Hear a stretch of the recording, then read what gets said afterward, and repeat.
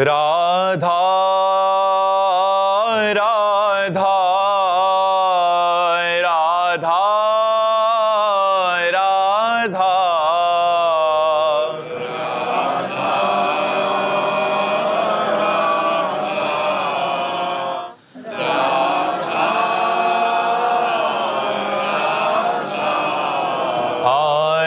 राधा राधा राधा राधा राधा राधा राधा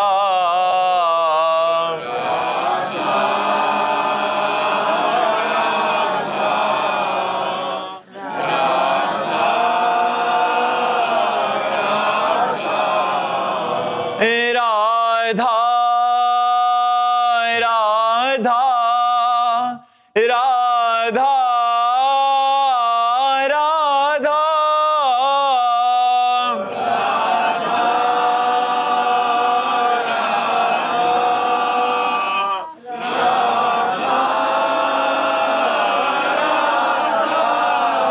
हाय राधा राधा राधा राधा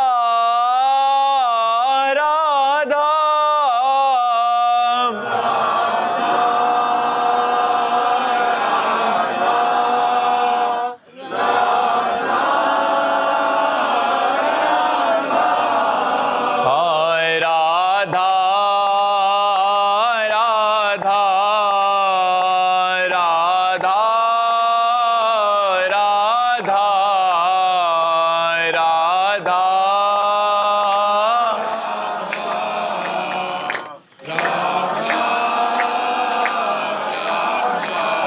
हाय राधा राधा राधा राधा राधा राधा राधा श्री राधा वल्लभ लाल की, समस्त संत हरि भक्तन की, श्री वृंदावन धाम की, सद्गुरुदेव भगवान की। मानसी राजीव सिंगल जी, गाजियाबाद से। राधे राधे गुरुजी। गुरुजी, मृत्यु के समय क्या छूटता है और क्या साथ जाता है?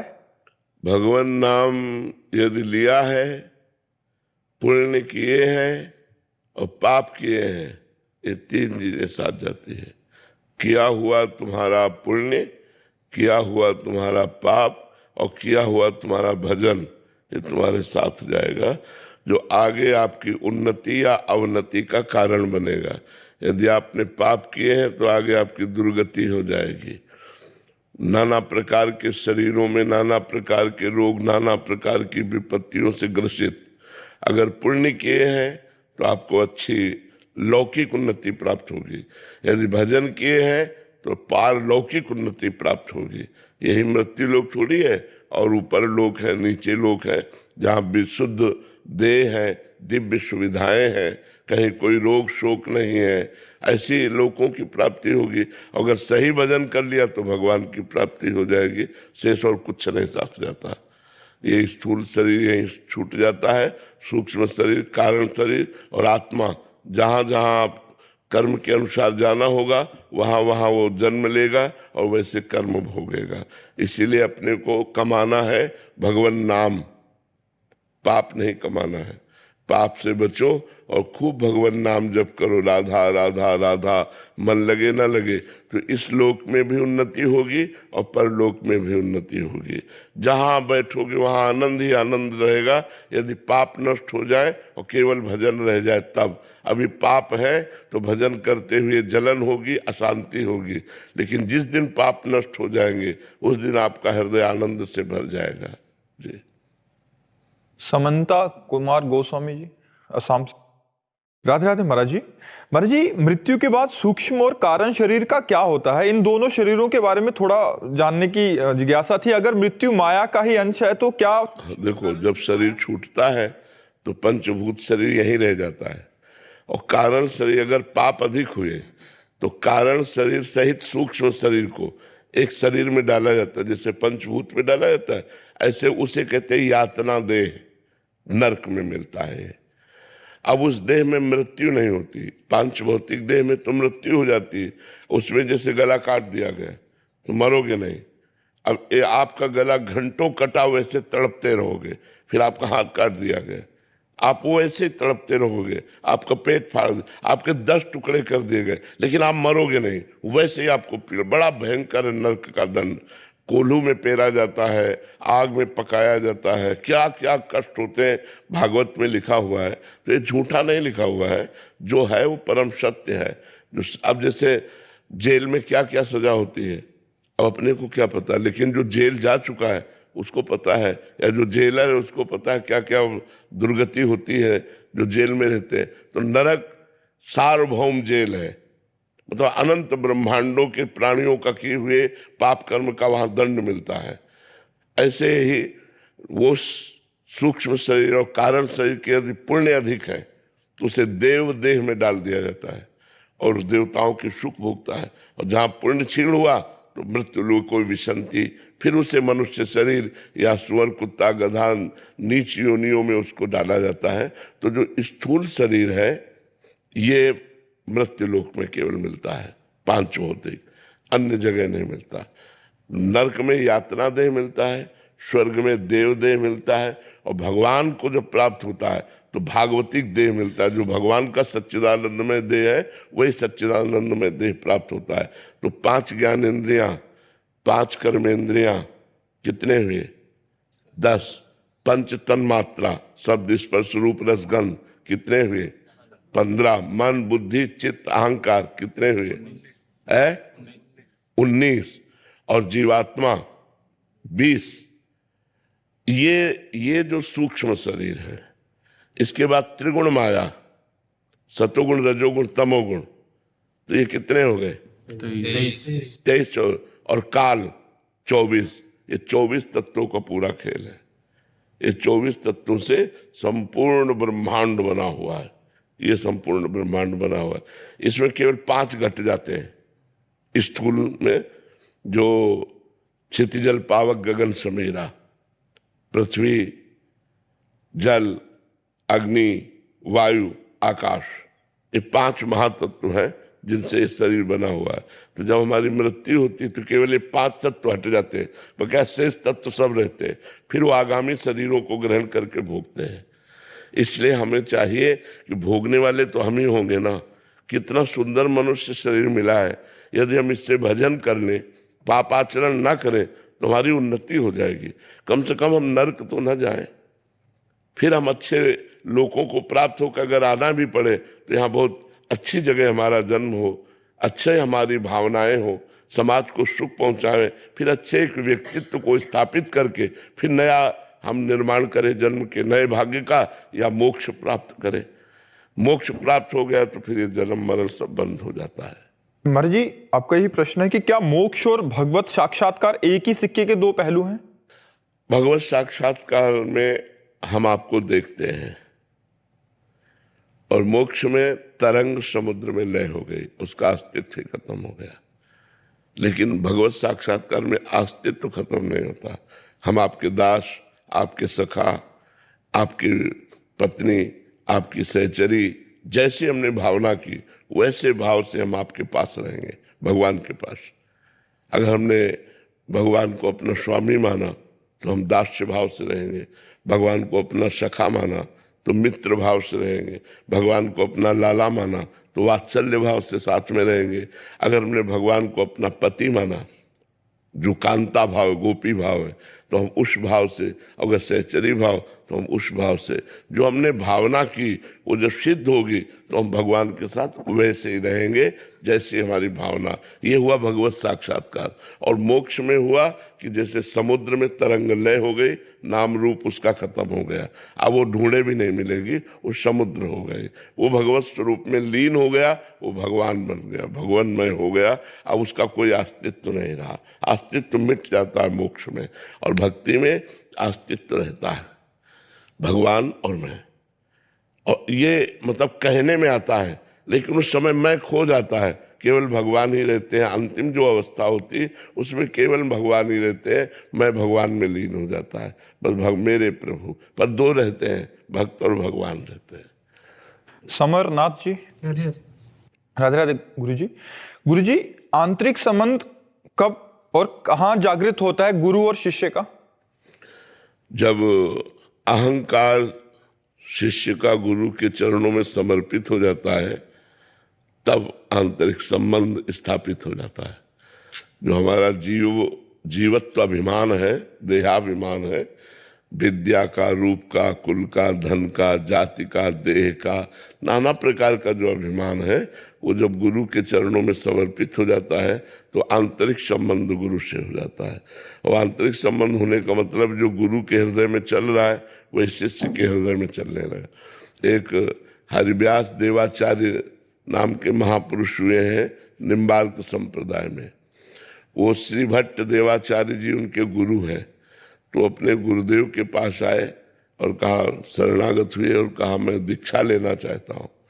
तो बोले दीक्षा ऐसे थोड़ी दे देंगे, जाओ 12 वर्ष गिरिराज जी की परिक्रमा करो राधा नाम रटते हुए। उन्होंने कोई प्रश्न नहीं किया कि कहाँ रहेंगे, क्या व्यवस्था, जो आज्ञा। और 12 वर्ष गिरिराज जी की परिक्रमा की राधा राधा रटते हुए। 12 वर्ष बाद आए तो उनका, तुमको कुछ हमारी गोद में दिखाई दे रहा है? बोले नहीं गुरुदेव। बोले जाओ फिर 12 वर्ष गिरिराज जी की परिक्रमा करो। गुरु आज्ञा। 12 वर्ष फिर लौट के जब आए 24 वर्ष बाद, तो उनका गुरुदेव आपकी गोद में प्रिया प्रीतम दिखाई दे रहे हैं। प्रिया जी बैठी है आपकी गोद में, प्रीतम। बोले आओ दीक्षा। उन्होंने ही महावाणी की रचना की, जो निम्बार्क संप्रदाय का जुगल सरकार की रसकेली का महामहिमामय ग्रंथ है। महावाणी जी की रचना की। जब गुरुदेव को इस तरह से वर्ण किया, गुरुदेव की आज्ञा का पालन किया। नहीं अपने लोग होते तो बोले अब 24 वर्ष गुरु आज्ञा में, इसके बाद गुरु दीक्षा। तो गुरु दीक्षा कब दी? जब सिद्ध कर दिया। खुले नेत्रों से देखा प्रिया प्रीतम गुरुदेव की गोद में विराजमान है, तब दीक्षा दी और तब महावाणी की रचना की। बहुत बड़े महापुरुष हुए हैं। तो गुरु से आंतरिक संबंध जब उनकी आज्ञा का पालन करते, ये अहंकार समर्पण है। गुरु ने आज्ञा किया, बस बिना कोई प्रश्न किए गुरु की आज्ञा में लग गए। 24 वर्ष तक गिरिराज जी की परिक्रमा और राधा नाम का जप, उससे सारे पाप नष्ट हो गए और दिव्य दृष्टि प्राप्त हो गई और गोद में प्रिया प्रीतम के दर्शन हो गए। तो ये है, जब हम गुरु को अपना अहंकार समर्पित कर देते हैं तो हमारा गुरु से आंतरिक संबंध हो जाता है। और जब गुरु से आंतरिक संबंध होता है तो गुरु के स्वरूप का दर्शन होता है। गुरु कृपा करके अपने स्वरूप का दर्शन कराते हैं। मुख्य तो कृपा होती, पर साधन उनकी आज्ञा का पालन करने से वो प्रसन्न हो जाते हैं कि हमारी आज्ञा का पालन किया। लखन गुप्ता जी दिल्ली से। जी राधे राधे महाराज जी। महाराज जी, जपा जाप क्या है और इसको करने की पद्धति क्या है जिससे भगवत साक्षात्कार? देखो, पहले तो हम जपे तब अजपा हो, कि हम जप नहीं रहे और स्वाभाविक श्वास प्रश्वास नाम चल रहा है, मंत्र चल रहा है, प्रणव चल रहा है, शिवोहम चल रहा है, वो तब चलेगा। पहले हमें जपना चाहिए, पहले करना होता है और फिर होता है। अजपा का मतलब होता है हम जप नहीं रहे, स्वाभाविक चल रहा है। तो स्वाभाविक कब चले? स्वाभाविक तो हमारा विषय चिंतन चल रहा है। अभी देखो, स्वाभाविक विषय चिंतन चल रहा है, मंत्र तो चल नहीं रहा। तो हमें पहले मंत्र को चलाना है। उसकी 3 पद्धतियां होती हैं, वाचिक, उपांश और मानसिक। तो जो गुरु मंत्र होता है उसमें 2 पद्धतियां होती हैं, केवल उपांश और मानसिक। नाम में वाचिक भी बोला राधा राधा राम राम राम राम, लेकिन गुरु मंत्र नहीं बोल सकते। गुरु मंत्र उपांश और मानसिक। जब उपांश बहुत वर्षों जपा जाता है तब मानसिक में प्रवेश होता है, और जब मानसिक में प्रवेश हो जाता है तो फिर परावाणी जागृत हो जाती है। 4 प्रकार की वाणी है। परा, पश्यंती, मध्यमा, वैखरी। वैखरी माने जो बोल रहे हैं, जो आप कानों से सुन सकते हैं। पश्यंती, जो आंखों से देख सकते हैं। मध्यमा, जो हृदयस्थ हो गई। परावाणी, जो मूलाधार केंद्र से अब उसका रोम रोम रग रग मंत्राकार हो चुका है। अब राम राम राम चल रहा, राधा राधा राधा चल रहा। अब वो केवल सुन रहा है, वो जप नहीं रहा, वो चल रहा है, स्वाभाविक चल रहा है। जो भी मंत्र है वो स्वाभाविक चल रहा है, श्वास प्रश्वास की प्रक्रिया के साथ वो स्वाभाविक। जैसे हम श्वास ले नहीं रहे लेकिन वो एक प्रक्रिया चल रही, जैसे हम पलक झपक नहीं रहे, एक प्रक्रिया है चल रही, जैसे हम दिल धड़का नहीं रहे वो धड़क रहा है, ऐसे ही अजपाजा प्रारंभ हो जाता है। जैसे मन जब पकड़ लिया था तो ऑटोमेटिक चलने लगा। बस ऑटोमेटिक वो स्वाभाविक, उसको फिर प्रयास नहीं करना पड़ा। जैसे अभी हम प्रयास करके नाम जप करते हैं, छोड़ दें तो विषय चिंतन करने लगेगा, नाम जप नहीं चलेगा। जब सिद्ध हो जाता है तो ऐसे चलता है। तो गुरुदेव भगवान, जैसे जब हम कुछ कार्य कर रहे होते हैं, जैसे दुकान पे हम लोग होते हैं, कुछ कार्य किसी से बातचीत कर रहे होते हैं, उस समय थोड़ा सा मतलब वो मन में रहता है कि इतने समय मेरा नाम हाँ, नाम छूटता है, नाम छूटता है। पर उस समय को भी कैसे चले। उस समय को भी हम भगवान के चरणों में समर्पित कर दें। ये बहुत सौभाग्य का विषय कि नाम छूटने पर व्यथा होती है, ये बहुत अच्छे भक्त का लक्षण है।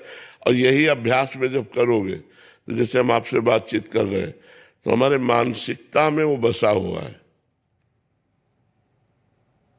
मतलब जैसे आप हमारी बात सुन रहे हैं तो अंदर कुछ चल रहा है ना आपके, आप शांत थोड़ी बैठे, अंदर कुछ चल रहा है। जहां कुछ चल रहा है वहां हमारे वो चल रहा है।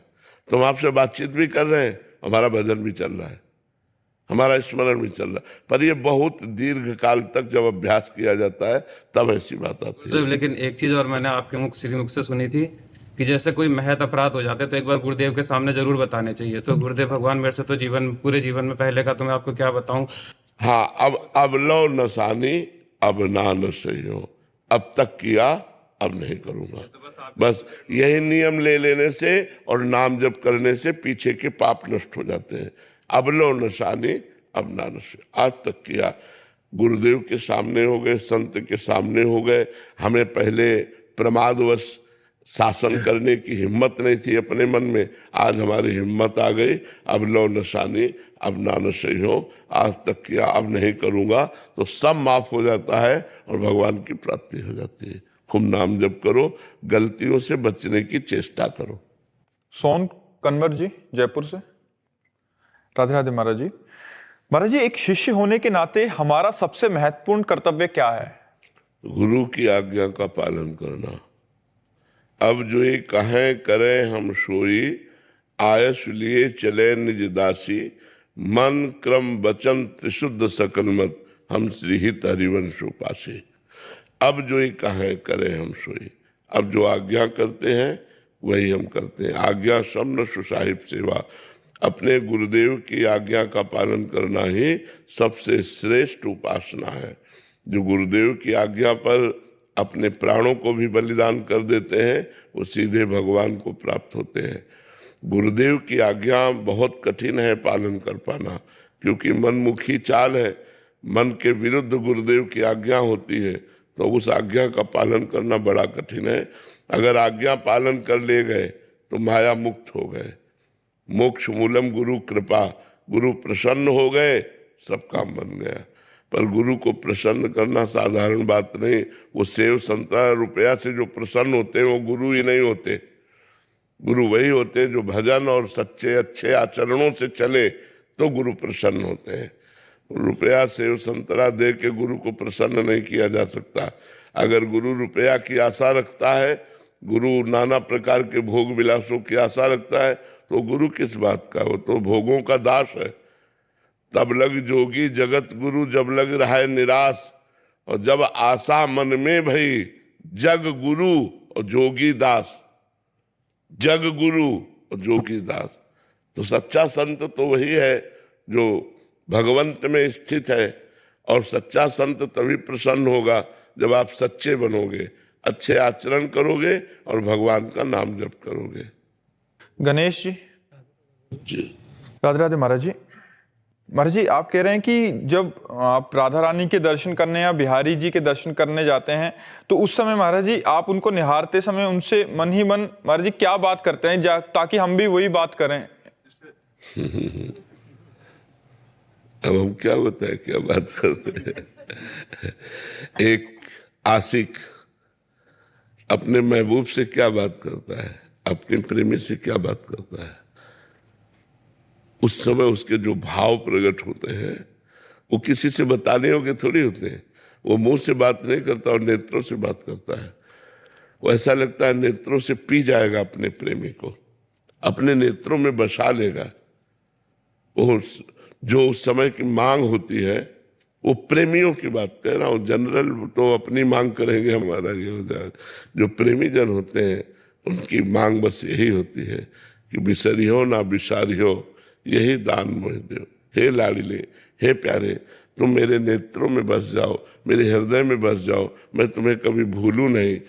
दर्शन करने तो कुछ मिनट के लिए आया हूँ, लेकिन हर समय आप मेरे नेत्रों में बस जाइए। कभी आप हमसे दूरी न होइएगा, कभी आप हमारे चिंतन से न जाइएगा, सदैव हमारे चिंतन में बसे रहिएगा। पी मूर्ति नयनन बसे, यही रस रहाय समाय, ये लक्षण सुन प्रेम के और न कछु सुहाय। और कुछ अच्छा नहीं लगता, केवल आप हमारे नेत्रों में बस जाओ। उस समय भक्ति की जैसी भावना आती, वो अपने प्रभु से बात करता है। वीर मेहता जी, राधे राधे महाराज जी। महाराज जी, मेरी उम्र 19 वर्ष है। आपका सत्संग मैंने लगभग 1 वर्ष पहले सुनना शुरू किया। आपकी कृपा से शराब, मांस, हंस क्रीड़ा, गाली आदि दोष धीरे धीरे छूटने लगे और नाम जब भी कुछ स्थिर हुआ है। बहुत सुंदर, ये आपकी धन्यवाद। दया से। इतनी अवस्था में भी आपने शराब पी चुके? जी। अच्छा। महाराज जी, कॉलेज आदि में जैसे बच्चे बाहर गए उच्च शिक्षा के लिए, तो महाराज जी उनका माहौल ऐसा है कि वहाँ के हम जो अटेंडेंट है उनसे बात कर, ये आपको एक नहीं महाराज जी, ये तो अच्छे बच्चे हैं ताकि छोड़ दिया उसके बाद आए हैं। काफी बच्चों का सुधार तो है ही है, क्योंकि जो हमसे मिलते हैं। नहीं, हम धन्यवाद देते हैं, हृदय से प्यार करते हैं और भगवान से प्रार्थना करते हैं कि आप सबका मंगल करें, आपकी बुद्धि शुद्ध रखें, आपको स्वस्थ रखें और आप आगे बढ़ो।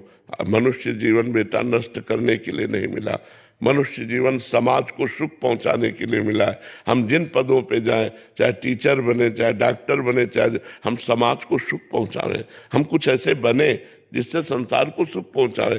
क्या मनुष्य जन्म सुअर कुत्ता की तरह वही खा लिया, वही भोग लिया, वही नीच कर्म कर लिए? ये कोई मनुष्य जीवन? मनुष्य जीवन है अपने प्राणों का बलिदान दूसरों के लिए करें, अपने जीवन को ऐसा बनाए जिससे हम सैकड़ों को सुख पहुंचा सकें। तब तो कुछ बात समझ में आई। अपने सुख के लिए तो सब मर रहे हैं, संसार और समाज के सुख के लिए जो वही महान है जो समाज के सुख के लिए आगे बढ़े। पेमेंट तो मिलती ही है, लेकिन समाज सुख के लिए अगर हमारी बुद्धि बढ़े तो बहुत उत्तम है। अब कोई गंदी बात मत करना, ठीक है ना? जब तक ब्याह ना हो जाए तब तक किसी बहन, माता बहन से कोई गलत संपर्क न रखना, कोई नशा न करना। बहुत अच्छा है आप लोग काउंटर लिए, मुझे बहुत अच्छा लग रहा है कि आप नाम जप कर रहे हैं। और आप देखना बहुत अच्छे बच्चे बनोगे। अभी आप नाम जप कर रहे हैं ना, आप देखना आपके आगे जीवन की उन्नति कैसी होगी। आप एक महान व्यक्तित्व वाले बनेंगे। बस हमारी बात पर लगे रहना, और जब ब्याह हो जाए तभी भोग करना। जब तक ब्याह ना हो तब तक ब्रह्मचर्य से रहना, फिर आप देख लेना अपना जीवन कैसा होता है। जो लोग ब्रह्मचर्य हल्की अवस्था में नष्ट कर देते हैं वो गृहस्थी लायक भी नहीं रह जाते हैं, वो लोग बहुत हानि को प्राप्त होते हैं। तुम लोग ब्रह्मचर्य से रहो, दंड बैठक मारो, जो हम नियम बताते हैं उनके अनुसार चलो। देखो अभी चमकने लगोगे, नई अवस्था है, अभी दिमाग प्रकाशित होने लगेगा, भगवान की कृपा प्रकाशित होगी। जो आप नाम जप कर रहे हो इससे आपका बड़ा मंगल होगा। कोई नशा नहीं, किसी माता बहन से संपर्क नहीं, गंदे बच्चों का संग नहीं, मोबाइल से गंदी बात नहीं देखना, तो आप देखना आपका जीवन कितना अच्छा हो जाएगा। ठीक है महाराज जी, इसका मूल कारण कहाँ से बिगड़ी? कुसंग को न कुसंगति पाए न साई, रहे न नीच मते चतुराई। ये जैसे वायरस फैलता है ना एक से दूसरे में, ऐसे ही गंदे बच्चे, जो गंदे दिमाग के बच्चे हैं, वो अच्छे बच्चों में भी गंदगी डाल देते हैं, वो अच्छे बच्चों में भी गंदे आचरण डाल देते हैं। अब उनको पता नहीं होता कि ये गंदा आचरण है, उनको लगता है सुख है, इसमें मनोरंजन है, इसमें बड़ा आनंद है, और वो गिरते चले। तो हमारे स्कूलों में बच्चे सब प्रकार के होते हैं, वो अच्छे बच्चों को भी गिरा देते हैं, नष्ट कर देते हैं। बिल्कुल नशा नहीं, व्यभिचार नहीं, अच्छे से पढ़ो, माता पिता के अनुशासन में रहो, देखो तुम्हारी उन्नति किस प्रकार की होती है। महाराज जी, आजकल जैसे कॉलेज में हम रहते हैं तो ज्यादातर छात्र जो कुसंग ही रहते हैं, तो मैं किसी से भी दोस्ती नहीं रखनी। हाँ बिल्कुल बिल्कुल, आज का दोस्त ऐसा नहीं कि आपको अच्छे मार्ग की शिक्षा दे कि तुम गलत मार्ग में जा रहे हो, ऐसा शिक्षा देने वाला नहीं। वो गलत मार्ग में ही दोस्ती होगी। मोबाइल में देखो गंदी बातें दिखा करके आपको प्रोत्साहन देकर गंदे मार्ग में ले जाना, ऐसे दुश्मनों से बचना चाहिए। ये दोस्त नहीं है, ये दुश्मन है जो हमारे नए जीवन की पीढ़ी को बर्बाद कर रहे हैं। ऐसे बच्चों से दूर रहना चाहिए, वो आगे दंड भोगेंगे, वो खुद दंड भोगेंगे।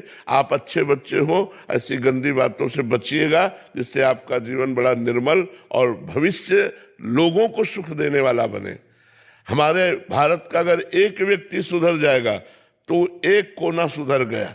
अगर एक एक सुधरना शुरू कर दें तो बहुत सुधार हो जाए। आज काफी बच्चे सुधर रहे हैं, काफी लोग सुधर रहे हैं, नशा छोड़ रहे हैं, मांस छोड़ रहे हैं, व्यभिचार छोड़ रहे हैं, अपनी गृहस्थी को सही ढंग से संभालने की चेष्टा कर रहे हैं। तो इसलिए सावधानी से चलो। क्लास में ऐसे ही बच्चों का सब होता है जी, वो बच्ची बोल रही है कि क्लास में महाराज जी 10 में से 9 ऐसे ही हैं। बिल्कुल अब बिल्कुल। महाराज जी इतना दिक्कत हो जाता है कि 9 बात लेके या कुछ करके तुम तो पुराने जमाने के हो, हाँ, मगन उसको बन रहे हो। मतलब टॉर्चर करते टॉर्चर हैं। हो जाता है महाराज हाँ। जी। तो फिर आ जाके 1 साल 2 साल फिर उन्हीं के साथ में हो जाता क्योंकि मन भी तो हमारा तरंगायमान होता है। मन के जब अवस्था बढ़ती है तो मन को कोई साथी चाहिए, मन को कोई भोग चाहिए, मन को मनोरंजन चाहिए। उस समय अगर हमको रोकने वाला मिले तो ज्यादा अच्छा है। हमें अगर बहाने वाला मिले, गिराने वाला मिले तो मन भी कहता चलो यार जहाँ 9 है तहाँ चलो हम भी ऐसा कर। लेकिन हमें लगता है कि आप लोग अच्छे बनो। जो हमारी बात सुन रहे हैं उन बच्चों से प्रार्थना है, ये तुम्हारे जीवन को नष्ट कर देगा। चाहे बच्ची हो चाहे बच्चा हो, दोनों को सावधान होकर के संयम से रहना चाहिए। व्यभिचार नहीं करना चाहिए, नशा नहीं करना चाहिए, माता पिता की आज्ञा में रहना चाहिए। नहीं तो एक बार गलती हो जाती है तो फिर ब्लैकमेल किया जाता है, चाहे लड़की हो चाहे लड़का हो। अब वो डर गया कि मम्मी पापा अगर ये बात जान जाएंगे तो क्या होगा।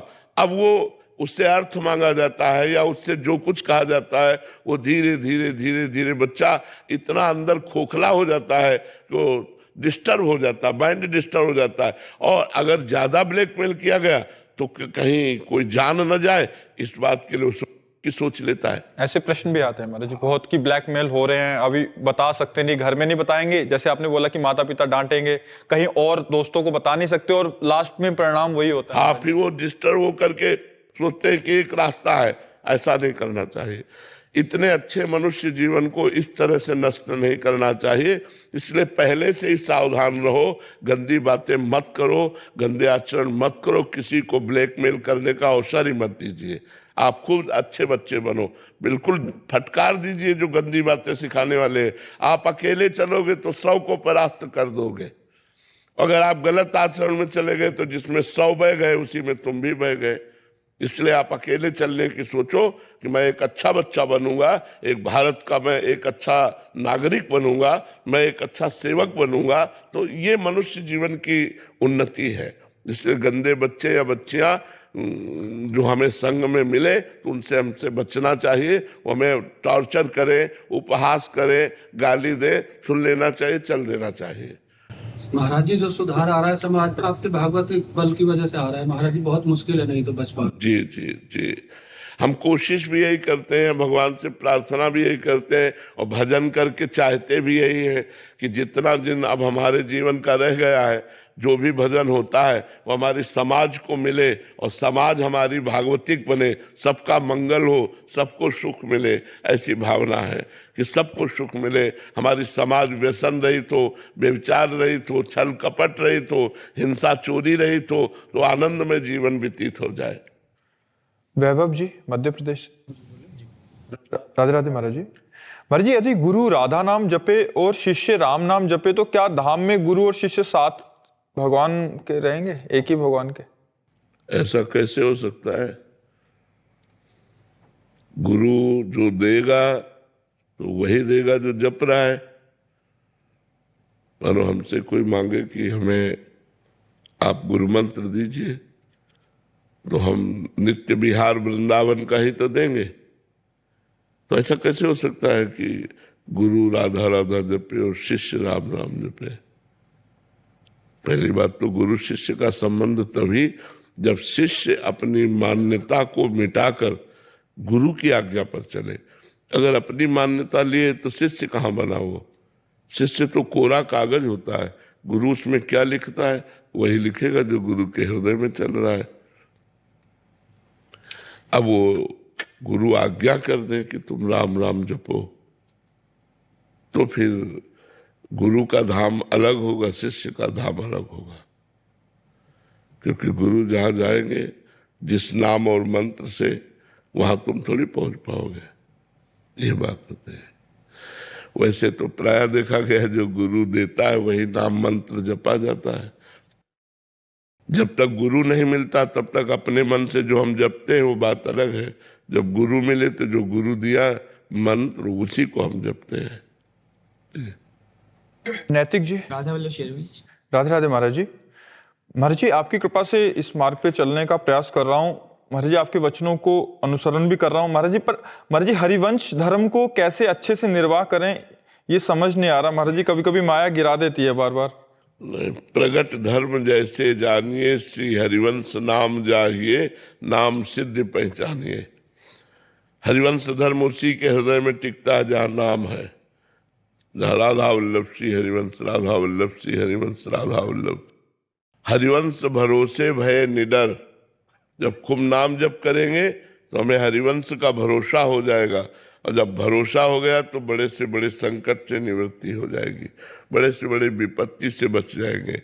एक बार गंगा यमुना बाई थी हमारे हरिवंश महाप्रभु की शिष्या, तो अब वो बाल ब्रह्मचारिणी तो चमक रही थी। अब पुराने फटे पुराने कपड़े पहने यमुना स्नान करके जा रही थी।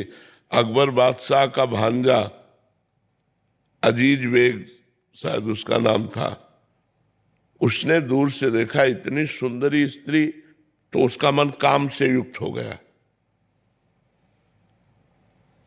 लोगों से बातचीत की, ये कौन है? तो बोलते ये फकीर है, ये तो बाबा जी है। तो उसने सोचा कि ऐसे डायरेक्ट तो समाज विरोध कर देगी अगर हम कुछ छेड़ते हैं, तो बुद्धिमान था। उसने 2 वैश्याएं लगाई मथुरा में, वो टिका हुआ था। 2 वैश्याएं लगाई कि अगर आप हमारे महल तक उसको ला सको तो तुम्हें मुंह मांगी रकम देंगे। तो वैश्याओं ने साधु का वेश धारण किया और जाकर उनके पास बैठ गए और भगवत चर्चा करने लगे। तो उन्होंने उनका आदर किया, भगवान की चर्चा करती है, संत वेश है। अब रोज आने लगी, 10-5 दिन केवल भगवान की चर्चा की। वो सीख के आती थी और भगवान की चर्चा, तो बड़ा आदर करती कि आपने हमारे भगवान का यश सुनाया, और बैठालती आती। फिर एक दिन नहीं आई और दूसरे दिन फिर आई, तो उनका कल आप नहीं आई थी? तो बोले हमारे यहाँ एक बड़े संत आए हैं, उनकी सेवा में हम लोग थी, तो अगर आप चाहें तो चलें, आप भी दर्शन कर लें। पहले तो उन्होंने ना कहा कि हमें जरूरत नहीं कहीं जाने की, पर जब उन्होंने बहुत प्रार्थना की तो उनके मन में आया संत दर्शन के लिए जाने में क्या परेशानी, तो उनके साथ मथुरा चली गई। जब महल दिखाया तो पहली शंका हुई कि संत महल में कैसे।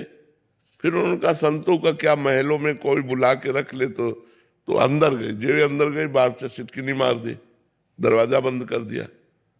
तो उनको शंका हुई, सामने देखा अजीज बेग, और वो कामाशक्त एकदम, अब अधिकार और पद सब कुछ है, और वो भिक्षावृत्ति से जीने वाली। तो उसको नजर में आ रहा था कि क्या है ये, वो भोगना चाहता था। जो ही आगे बढ़ा, तुम का रुक जाओ, कदम आगे मत बढ़ाना, मुझे असमर्थ मत समझो, बस आंख मूंदी श्री हरिवंश श्री हरिवंश श्री हरिवंश श्री हरिवंश। रसिक अनन्यमाल में लिखी हुई चरित्र लिखा हुआ है। जे महाप्रभु का नाम लिया, श्री हरिवंश श्री हरिवंश, भयंकर बबर सिर प्रकट हो गया बीच में, और बाई जी गायब वृंदावन। बाई जी को उठा करके भगवत शक्ति ने वृंदावन रख दिया, और वहां उसके सामने सिंह जब दहाड़ा तो बेहोश होके गिर गया। वो जो ही होश आता सोई वो सिंह की दहाड़ हुई, घबरा गया। बड़े बड़े पंडितों को बुलाया कि ये हमें क्या हो रहा है, तो उनका अपराध बन गया, जाओ उनके चरणों में पड़ो, साधारण नारी नहीं है, वो भगवान की भक्ता है। तब आकर वृंदावन में उनके चरणों में गिरा, और बहुत सोने चांदी की असरफियाँ और धन दिया तो उनका ये सब नहीं चाहिए। ये सब बांट दो वृंदावन के ठाकुरों की सेवा में।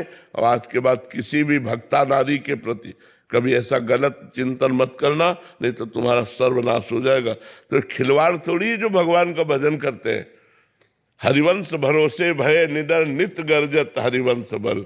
जब हमारे नाम होता तो एक बस्ती होती, भगवान रक्षा करते हैं, भगवान सब बचाते हैं।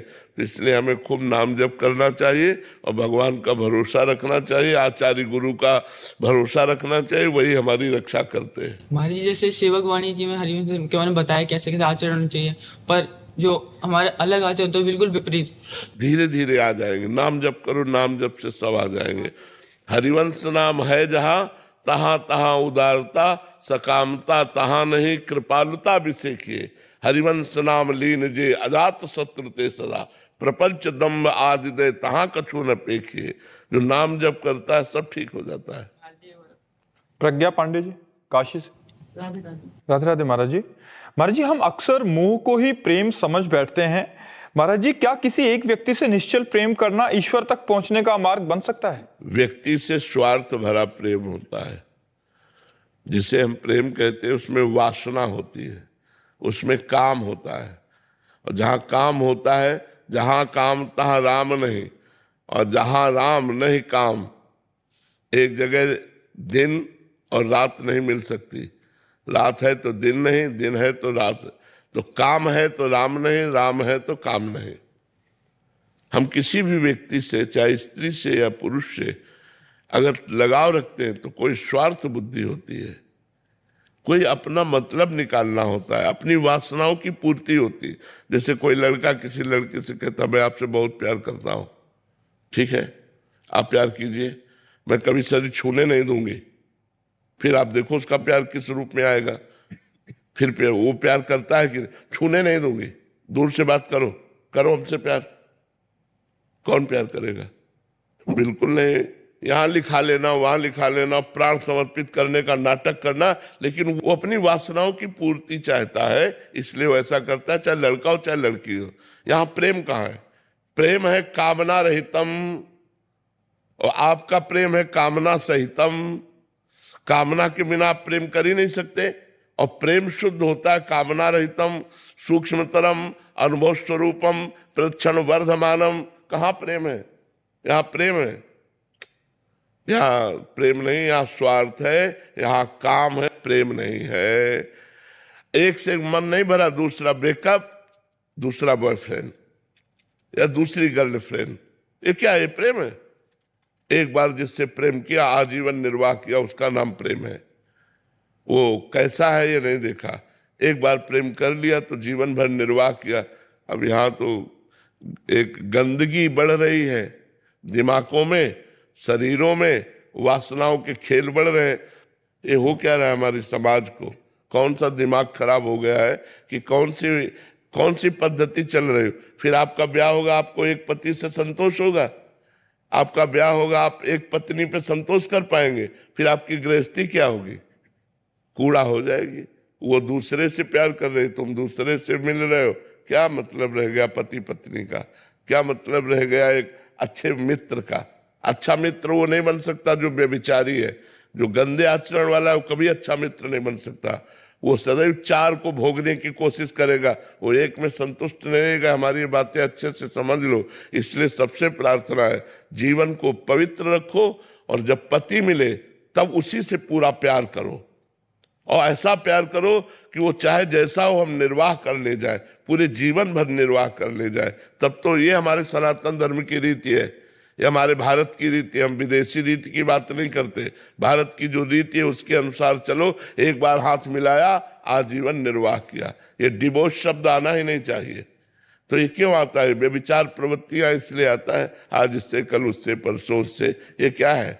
ये वृत्ति ठीक नहीं है, गंदी वृत्ति है। ये तुम्हारे जीवन को नष्ट कर देगी। अभी नए नए बच्चे हो, इस बात को अच्छे से समझो, इस पर सुधार करो। अपने जीवन में आज तक जो गलती हो गई, अब सुधार कर लो, अब अपने जीवन को अच्छा बना लो। यहाँ प्रेम नहीं है, यहाँ काम है, काम का तांडव है। ये प्रेम नहीं। प्रेम तो एक विशुद्ध होता है, अपने प्यारे के लिए जीवन बलिदान कर देना। अगर प्रेम की तुम्हें भाषा बतावे तो जैसे मैं आपसे प्यार करता हूं और आप हमारे सामने इससे प्यार करें तो हम इनको बहुत प्यार करेंगे क्योंकि आपका वो प्यारा है, लेकिन हमें द्वेष हो जाएगा, आपसे जलन हो जाएगी। इसका मतलब है कि आप प्यार नहीं स्वार्थ कर रहे हो। प्यार तो ये है कि अगर प्यारे को ये पसंद है तो हम इसके चरण छुएंगे। हमने देखा वो आपसे जब मिलते हैं तो खुश होते हैं। आप जरूर मिलिएगा क्योंकि उनकी खुशी हमारी खुशी है, उनका सुख हमारा सुख है। ये कहाँ है भला यहाँ संसार में? ये नहीं है। तो इसीलिए प्रेम नहीं है, ये काम है। ये काम की गंध जहां होती है वहां प्रेम प्रकट नहीं होता, और जहां प्रेम होता है वहां काम नहीं होता, विलासिता नहीं होती, वहां जीवन बलिदान होता है, प्राणों का बलिदान होता है एक दूसरे के प्रति। यहाँ प्राणों का बलिदान वासना के लिए करते हैं, भगवान के लिए नहीं, प्रेम के लिए नहीं। महाराज जी, इसमें एक प्रश्न था कि जैसे किसी एक व्यक्ति, वो पुत्र भी हो सकता है, पुत्री भी हो सकती है, तो किसी भी जीव से हम प्रेम करेंगे अगर भगवत कामना, काम का मतलब होता है कामना। बिना कामना के आप प्रेम कर ही नहीं सकते संसार में। ये पुत्र बड़ा होगा, ऑफिसर बनेगा, हमारी बुढ़ापे में सेवा करेगा, कामना।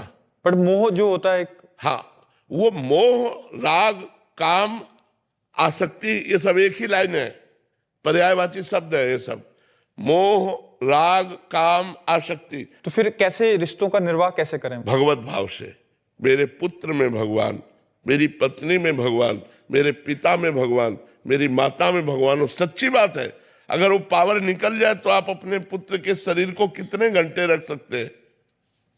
पावर ही तो भगवान है सब में। अगर हम भगवान का भाव करके प्यार करें तो अभी जीवन धन्य हो जाए। हमारे यहाँ धर्म में आज्ञा की कि अपने पति को भगवान मानो, अपनी पत्नी में भगवान को देखो, अपने पुत्र में भगवान को देखो, अपने माता पिता में भगवान। कितना सुंदर प्यार हो जाए।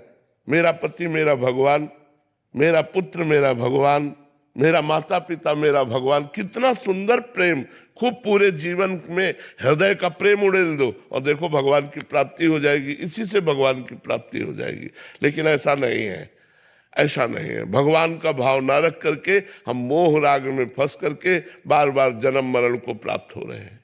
तो महाराज जी, जैसे मोह नहीं होगा तो फिर जैसे बीमार होगा तो फिर हम कैसे उस समय कैसे? अरे सोचो, जब हम इंसान मान के प्यार कर रहे हैं तो इतना करो, जब भगवान मान के प्यार करेंगे तो कितना होगा? हमें तो उसकी रात दिन चिंता होगी। मेरे भगवान मेरे पुत्र के रूप में आए हैं, मेरे भगवान मेरे पुत्र के रूप में, कितना प्यार उमड़ जाएगा। मेरे माता पिता मेरे भगवान है, कितना प्यार उमड़ जाएगा। वो तो वास्तविक प्यार तो तभी आएगा जब हम भगवान देखेंगे। पर ऐसा देखना नामुमकिन सा लगता है। अपने मोह में ही हम फंसे रहते हैं, हम भगवत भाव नहीं कर पाते हैं, इसीलिए हमारी दुर्गति हो जाती है। नहीं, इन्हीं में भगवत भाव करके और यही सब करते हुए आप भगवान को प्राप्त हो सकते हो। जो प्यार कर रहे हो वो अपने भगवान से कर रहे हैं। सब में भगवान है, बस यही बात तो समझना, सब में भगवान है। निष्मा अमेरिका से। राधे राधे। राधे राधे महाराज जी। महाराज जी, हम ग्रस्त मार्ग के पथिक हैं। हमें इस बात का भय लगता है कि अगर बच्चा हो गया तो हम बंधन में बंध जाएंगे और संसार में फंस जाएंगे। इस भय से हम अगर ऐसा भी बच्चा हो गया जो तुम्हें बंधन मुक्त कर दे, और लो महात्मा पैदा हो गया तो, भगवान का भक्त पैदा हो गया तो हमें रोकना नहीं चाहिए। हम भी तो किसी के बच्चे हैं, हमारी भी तो माँ थी।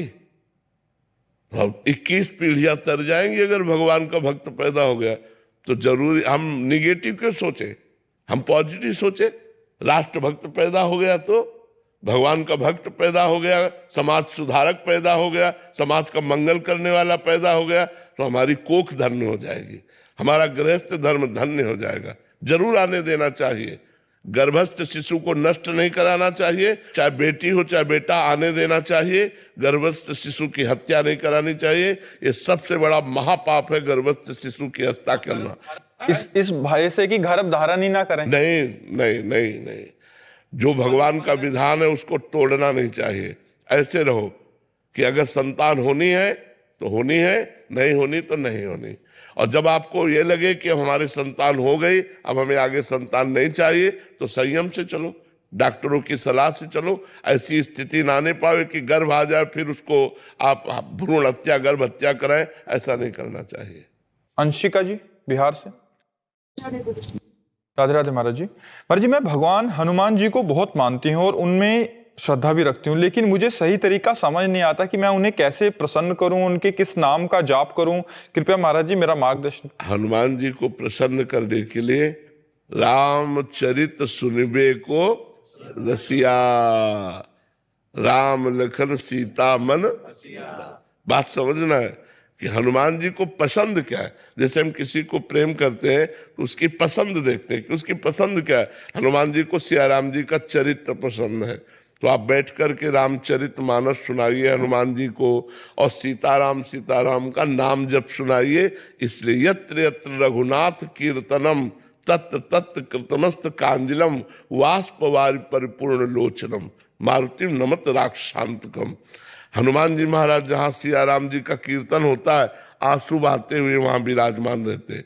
यत्र यत्र रघुनाथ कीर्तनम तत्र तत्र कृतमस्त कांजलम वाष्पवारि परिपूर्ण लोचनम मारुतिम नमत राक्षसांतकम। तो हमें चाहिए हनुमान जी को प्रसन्न कर ले, रामचरितमानस सुनाए और सीताराम नाम का जप करें, और उससे हनुमान जी बहुत जल्दी प्रसन्न हो जाएंगे। राधे राधे महाराज जी। महाराज जी, मैं बहुत भयभीत होके आपकी शरण में आया हूँ। महाराज जी, मेरे से एक घोर अपराध बन गया था। मैंने खेत में एक चर रहे बछड़े को डंडे से प्रहार किया, वो घायल हो गया, कुत्तों ने उसे जिंदा खा लिया। महाराज जी, मेरे अभी मतलब बहुत ज्यादा अंदर से विचलित हूँ महाराज जी, उसका प्रायश्चित कैसे करूँ महाराज जी? श्रीमद् भागवत का पाठ करवाओ, मूल संस्कृत से श्रीमद् भागवत का पाठ करवा के फिर गोपाल सहस्त्र नाम का पाठ करवा करके और उस बछड़े को प्रदान करो कि इसका फल उस बछड़े को प्राप्त हो, भगवान उसका मंगल करें, और क्षमा प्रार्थना भगवान से मांगो। ये तो महत अपराधों में, गौ हत्या महत अपराधों में है, बड़ा अपराध है। इसको क्षमा याचना कर लो, नहीं तो भोगना पड़ेगा। बहुत बुरी दशा पैदा कर सकता है ये। जो महत अपराध होता है वो बहुत बुरी दशा पैदा कर देता है। इसलिए सावधान हो, जल्दी करवा लो, पता नहीं शरीर छूट जाए और हमारा ये पाप हमको फिर अगला जन्म में ब्याज सहित भोगना पड़ेगा। तो इसलिए सावधान हो जाओ। आपने बचाया नहीं कुत्तों से? सब बाद में गुरुजी बाद में पता लगा, जैसे मारा तो घायल हो गया होगा, बाद में पता लगा उसको कुत्ते खा गए। नहीं, ऐसा नहीं। वो उनकी भूख मिटाने के लिए वो चारा चरना चाहते हैं। अब आपकी फसल है ये उनको पता नहीं, उनको इतना पता है मेरा चारा है, ये मेरा पेट भरेगा। तो हमको चाहिए कि हमें हाथ देना चाहिए अपने खेत से बहुत, मारना नहीं चाहिए। और फिर इस तरह से छोटे बछड़े को मारना कि वो घायल हो जाए, नहीं। उस टाइम दया भाव नहीं था गुरुजी, कुछ भी, मतलब उस टाइम ये भाव नहीं था महाराज जी, बाद में लगा कि ऐसा होना चाहिए था। नहीं, बहुत धैर्यवान बनना चाहिए। तुम मनुष्य हो और वो बछड़ा है गाय का, तो हमें लगता है बहुत बड़ी गलती हो गई। भगवान क्षमा कर सकते हैं यदि आप प्रायश्चित ऐसा करें। पूरी मूल भागवत का पाठ पंडित से करवावे और गोपाल शास्त्र नाम पाठ करवावे और वो सब बछड़े को प्रदान करें और भगवान से क्षमा याचना मांगे। राहुल जी, मध्य प्रदेश से। राधे राधे महाराज जी। महाराज जी, मोक्ष का सबसे सरल रास्ता क्या है और भक्ति और प्रपत्ति में क्या अंतर है? देखो, प्रपत्ति का नाम ही भक्ति है। प्रपत्ति माने होता शरणागति। जब हम भगवान की महिमा का श्रवण कीर्तन स्मरण करते हैं, भगवान के चरणों की सेवा करते, पाद सेवनम अर्चनम, भगवान को प्रणाम करते हैं, वंदनम, सख्यम भगवान हमारे मित्र भी हैं, दास्यम भगवान हमारे स्वामी भी हैं, और आत्मसमर्पणम, ये जो आत्मसमर्पणम है ये नवधा भक्ति की पूर्णता है। इसी को प्रपत्ति कहते हैं, इसी को शरणागति कहते हैं, इसी को आश्रय कहते हैं, इसी को अवलंबन कहते हैं। भगवद अवलंबन, भगवद आश्रय, भगवत प्रपत्ति, भगवत शरणागति। तो भक्ति भगवत शरणागति एक ही बात है। अब रही मोक्ष का सरल उपाय, तो ऐसा भी नहीं है कि मोक्ष इतना सरल है कि आप सहज में इसे प्राप्त कर लें। मोक्ष का सहज स्वरूप है आत्मा। आत्म स्वरूप में स्थित हो जाना। अभी हम स्थित हैं शरीर में, मन में, इंद्रियों में, इंद्रियों के भोगों में। जब हमारे अंदर विवेक प्रकट हो, विवेक कहते हैं जो सत असत का ठीक निर्णय कर सके, वो बुद्धि में प्रकट होता है और वो सत्संग से होता है। बिन सत्संग विवेक न होई। जब हम साधु समागम करते हैं तो हमारी बुद्धि में विवेक प्रकट होता है और विवेक का तात्पर्य है सत्य असत्य का ठीक निर्णय करना।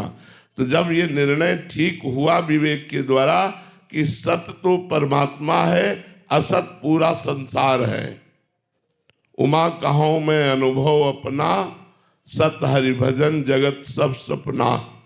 ये सपने के समान संसार झूठा है। तब लोक और परलोक के समस्त भोगों से वैराग्य, दूसरा नंबर। पहला विवेक, दूसरा लोक परलोक के भोगों से वैराग्य, तीसरा सत संपत्ति, शम दम उपरति तितिक्षा समाधान मुमुक्षुता। शम इंद्रियों का विषयों से हटाकर अपने अपने स्थान पर उनको स्थित कर देना। दम मन को भोगों से हटाकर भगवान में स्थित करना या सच्चिंतन में स्थित कर देना। उपरति भोगों के बीच में रहते हुए भी भोगों की इच्छा ना होना। तितिक्षा गर्मी सर्दी बरसात मान अपमान लाभ हानि भूख प्यास काम क्रोध लोभ मोह मद मत्सर के वेग, इनको सह जाना तितिक्षा कहते हैं। समाधान चित्त का परमात्मा में स्थित करने का प्रयास करना। मुमुक्षुता मैं इसी जन्म में संसार से मुक्त हो जाऊं, ये जब बात आएगी तब हम मोक्ष मार्ग में चल पाएंगे। इसीलिए मोक्ष मार्ग कठिन है कि हम शरीरधारी अपने को शरीर मानकर मन और इंद्रियों के द्वारा भोगों को भोगने में लग गए, इसीलिए मुमुक्षुता कठिन हो गई। नहीं तो हमारा स्वरूप है मुक्त। ना हम कभी बंधे थे, ना बंधे हैं, ना बंधे रहेंगे। विषयों में हमने स्वयं बंधन स्वीकार किया है, तो हमको इंद्रिय विजयी होना होगा, हमको मनोनिग्रही होना होगा, हमको किसी भी विषय में परास्त नहीं होना होगा। इसके लिए निरंतर नाम जप करो। सरल उपाय राधा राधा राधा राधा राधा। तो जिस श्वास में तुम्हारे प्राण निकलेंगे उसी श्वास में तुम्हारा मोक्ष हो जाएगा। फिर तुम माँ के गर्भ में नहीं जाओगे, तुम परमात्मा स्वरूप हो जाओगे। इसलिए निरंतर नाम जप करो। जगदीश जी जोधपुर राजस्थान से। राधे राधे महाराज जी। महाराज जी आपका शरणागत हूँ। आपके श्रीमुख से प्रवचनों में सूक्ष्म शरीर मन बुद्धि चित्त अहंकार का वर्णन सुना है तथा अष्टधा प्रकृति में पंच तत्वों के साथ सूक्ष्म शरीर के 3 भाग मन बुद्धि व अहंकार को शामिल होना भी सुना है। अतः महाराज जी ये चित्त का क्या स्वरूप है जो कि सूक्ष्म शरीर का? मन को ही चित्त कहते हैं क्योंकि चिंतन करने के कारण, देखो अंतःकरण चतुष्टय 4 नहीं है, एक ही है। निश्चय करने के कारण उसे बुद्धि कहा गया, संकल्प करने के कारण उसे मन कहा गया, चिंतन करने के कारण उसे चित्त कहा गया, क्रियाओं का कर्ता भोक्ता स्वीकार करने के कारण उसे अहंकार कहा गया। ये एक ही हृदय अंतःकरण चतुष्टय के रूप में है। तो यहाँ जो अष्टधा प्रकृति में पृथ्वी जल अग्नि वायु आकाश बुद्धि मन अहंकार, ये अष्टधा जो प्रकृति है इसी में मन में ही चित्त को ले लिया गया है। अंतःकरण चतुष्टय का जो मन में चित्त का, चूंकि चित्त का कार्य है चिंतन करना और मन का कार्य है मनन करना, दोनों समकक्ष हैं। इसलिए चित्त और मन को एक में ही मिला करके अंतःकरण चतुष्टय की 3 हिस्सों को ले लिया गया। बुद्धि का काम निश्चय करना, मन का काम मनन चिंतन करना और अहंकार क्रिया को स्वीकार करना, भोग को स्वीकार करना। इसके कारण ये अष्टधा प्रकृति में 3 जोड़ दिए गए सूक्ष्म शरीर की बात, चूंकि चित्त और मन एक ही है। शौर्या सिंह जी। राधे राधे महाराज जी। महाराज जी, जीवन की उलझन कब दूर होगी? कृपया कोई ऐसा मंत्र बताएं जिससे मन शांत हो जाए। राधा जपो। अगर आपके शोक और दुख और भय नष्ट न हो जाए तो आप हमसे कहना। ये हम राधा नाम ऐसे ही नहीं उच्चारण करके आपको कहलाते हैं, अनुभव करके कहते हैं। राधा नाम के बल से हम दहाड़ते हैं, राधा नाम के बल से हम जीवित रहते हैं।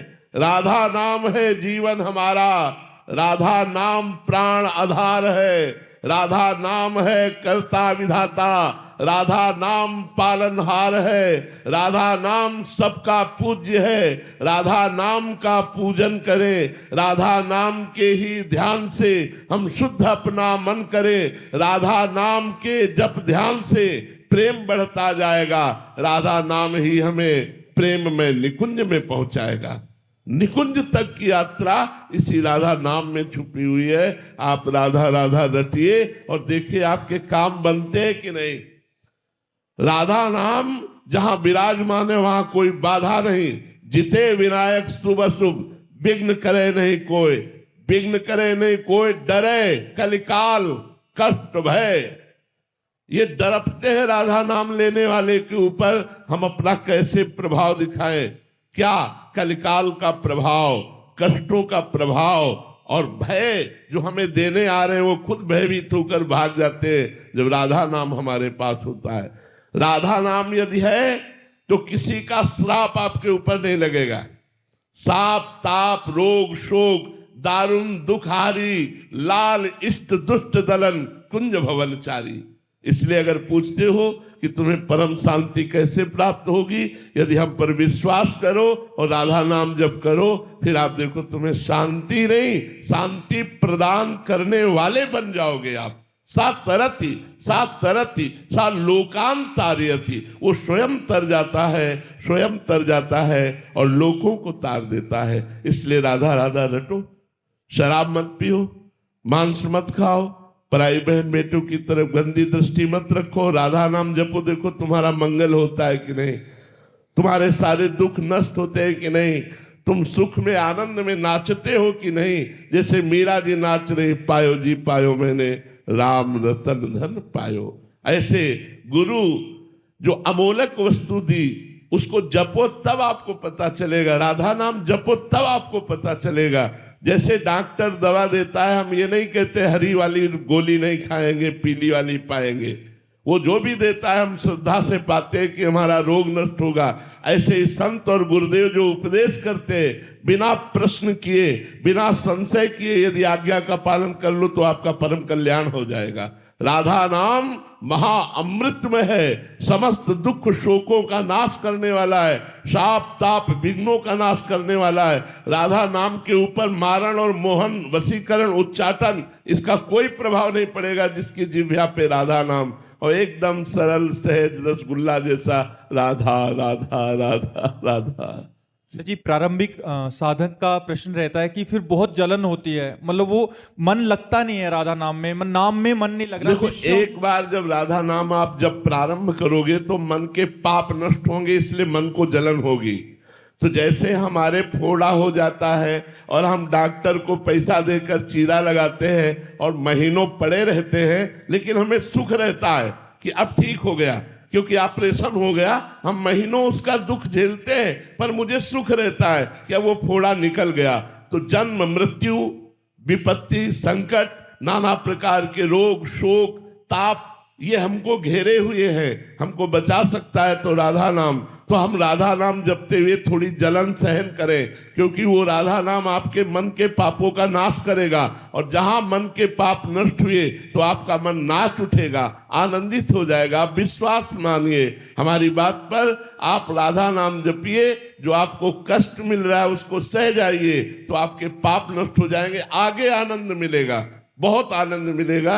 ये हम अपने हृदय की बात कह रहा हूं किसी पढ़ी लिखी बात नहीं कह रहा हूं। यदि आप राधा राधा जपोगे तो बड़े बड़े दुखों से, बड़े बड़े संघर्षों से, बड़ी बड़ी विपत्तियों से आप टूटोगे नहीं, हारोगे नहीं। आप नाचते हुए, मुस्कुराते हुए, विपत्तियों को रौंदते हुए आगे बढ़ जाओगे। इसलिए राधा राधा नाम जपो। आशीष गुप्ता जी। राधे राधे महाराज जी। महाराज जी, आप कह रहे हैं कि मैं नाम जप, सेवा, सत्संग, वृंदावन वास भी करने आता हूँ महीने में एक आधी बार। महाराज जी, पर मेरा व्यापार ऐसा, तो मुझे गाली देकर ही बात करने की आदत है। ये ऐसा व्यापार तो हमने आज तक नहीं सुना। भाई कौन सा व्यापार है जिसमें गाली देना होता? हमको भी जानकारी हो जाए। गत्ते के डब्बों का व्यापार है महाराज जी। गत्ते के डब्बों का? लेबर वाले मतलब प्यार से महाराज जी बोलते हैं, 10 बारी में काम नहीं सुनेंगे, फिर उसी लैंग्वेज में बात करनी पड़ती है। वैसे गाली ना दे तो अच्छा है। क्यों जबान गंदी करे यार? हम डांट के भी तो कह सकते हैं, कि सम्मान पूर्वक कह सकते हैं कि आप ऐसा क्यों नहीं करते हो। जरूरी गाली दे? उससे कोशिश करो गाली देना बंद करो। जबान क्यों गंदी करते हो? इससे मुझे भगवत प्राप्ति में बाधा होगी। हाँ, बिल्कुल बाधा हो जाएगी। आप कठोर वचन बोलते हैं, जबकि वाणी के लिए कहा गया है मृदु, हितकर और सत्य। सत्य हो पर मृदु होनी चाहिए, सत्य हो उसका हित करने वाला होना चाहिए। ऐसा सत्य नहीं होना चाहिए कि उसका अहित हो जाए। ऐसा सत्य नहीं होना चाहिए कि कठोर बोल दो। सत्य, मृदु और हितकर वाणी। वाणी एक अमोल है, जो कोई बोले जान, हे तराजू तौलिके तब मुख बाहर आने। बहन बेटी की गालियां देते रहते, जबान गंदी करते रहते, फायदा क्या हुआ? हम कठोर शासन कर सकते हैं। अगर हमको अपनी लेबर से काम कराना है तो गाली दे के थोड़ी काम कराना है। कठोर शब्दों से भी बोल सकते हैं, निकाल सकते हैं, लेकिन गाली क्यों दें? गाली देने का अभ्यास बहुत गलत है। प्रायः लोग गाली दे देते हैं, नहीं देना चाहिए। गाली को रोकना चाहिए। जबान गंदी क्यों करें हम? तो बहुत गंदी बात होती है और बहुत निकृष्ट बात होती है, और ये छोड़ देना चाहिए। कोशिश करो। आप और कठोर शब्दों का प्रयोग कर सकते हो, लेकिन गाली देने की जरूरत नहीं है। आपको लगे तो निकाल सकते हो उसको, लेकिन जरूरी नहीं कि आप गालियां देकर ही अपनी जबान को, अपने स्वभाव को बिगाड़ें। ऐसा ना करें। महाराज जी, आपको सुनने वाले बहुत सारे जने हैं। महाराज जी, कॉलेज और स्कूल के स्टूडेंट्स भी, महाराज जी आजकल ट्रेंड चल गया है गाली दे के ही बात करने का, और बहुत गंदी बात है, बहुत गंदी बात है। विद्यार्थी का तो एक तपस्वी जीवन होता है। आज विद्यार्थी विलासिता में जा रहे हैं, गंदी बातों में जा रहे हैं। नहीं, विद्यार्थी का जीवन तो एक तपस्वी जीवन होता है। वो हर अपनी इंद्रियों को कंट्रोल में करके विद्या अध्ययन करके उच्च स्थानों पर प्राप्त करता है। जो विद्यार्थी हस्तमैथुन करता है, जो विद्यार्थी गर्लफ्रेंड आदि बना करके बॉयफ्रेंड बना करके व्यभिचार करता है, जो विद्यार्थी नशा करता है, जो विद्यार्थी गंदी बातें बोलता है, वो विद्यार्थी नहीं, वो तो भ्रष्ट आचरण वाला बच्चा है। वो दंडनीय मार्ग में जा रहा है। वो उन्नतिशील कभी नहीं हो सकता।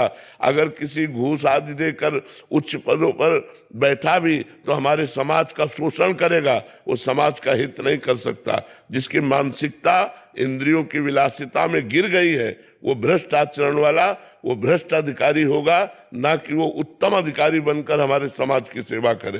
तो ये जो बच्चों की गंदी बातें हैं, आपस में गालियां देना, गंदी बातें करना, गंदे मजाके करना, ये सब नहीं करना चाहिए। इससे हमारा स्वभाव बिगड़ता है, इससे हमारी बहुत हानि हो जाती है। मनोरंजन में हम नीचे पतित होते चले जा रहे हैं। ऐसा मनोरंजन नहीं करना चाहिए। मन को सही बोलना चाहिए।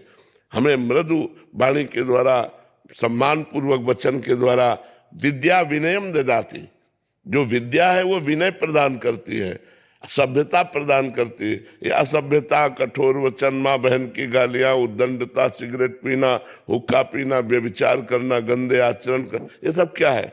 ये विद्यार्थी जीवन है। यही हो गया महाराज जी। हाँ, तो आज हमारा नई पीढ़ी जो है वो गिरती चली जा रही। नहीं करना चाहिए, नहीं करना चाहिए।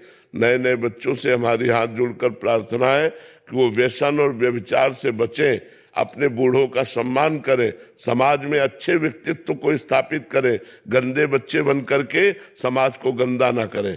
समाज का आप एक हिस्सा हो, आप भारत के भविष्य हो। यदि आप सही ढंग से नहीं चलोगे तो हमारे भारत का भविष्य संकट में पड़ जाएगा।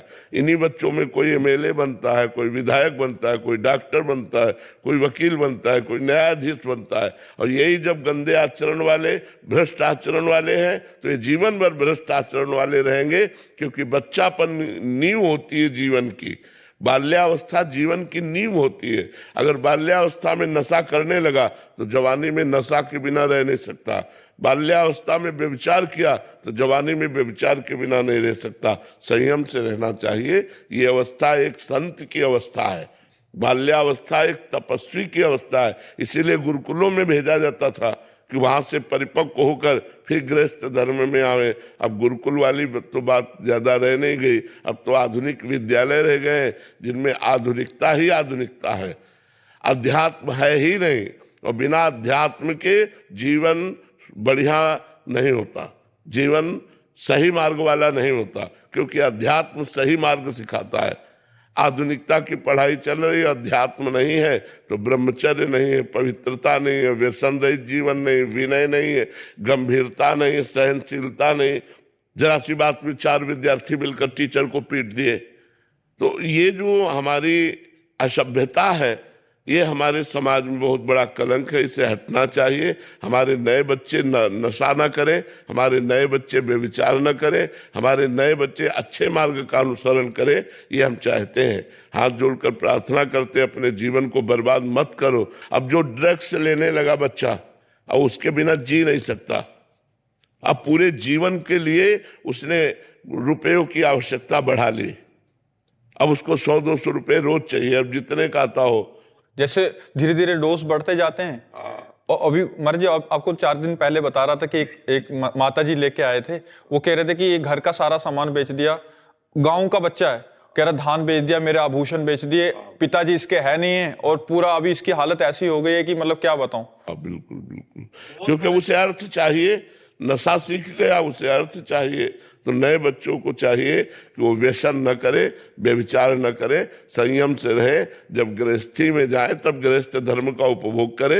नहीं, अभी एक तपस्वी जीवन है, विद्यार्थी जीवन एक तपस्वी जीवन होता है, जो अपनी इंद्रियों को, अपने मन को रोक करके विद्या अध्ययन में लगाकर उच्च उन्नति को प्राप्त होता है। इसलिए ये उन्नति प्राप्त करने की अवस्था है, इसको बर्बाद मत करो। हर क्रिया चाहत के लिए क्यों होती है, और ऐसा क्या है वह बिना चाहत का है? क्रिया जितनी चाहत के लिए होती है, देहाभिमान के कारण होती है। हम अपने को शरीर समझ रहे ना, शरीर समझने के कारण सारी क्रियाएं होती है। जो भी चाहत होती है उसके मूल में शरीराभिमान होता है। हम लोक परलोक की जो भी चाहत करते हैं वो शरीर को लेकर के होती है, और अचाह स्थिति आत्मा में होती है। जब आत्मज्ञान हो जाता है तब कोई चाह नहीं रहती, तब क्रियाएं भर होती है परोपकार के लिए, लेकिन कोई चाह नहीं रहती। स्वरूप का बोध होने पर चाह नहीं होगी, शरीर का बोध होने पर चाह होती रहेगी। जब तक शरीर का भान है तब तक चाह होती रहेगी। समझ पाइए आप?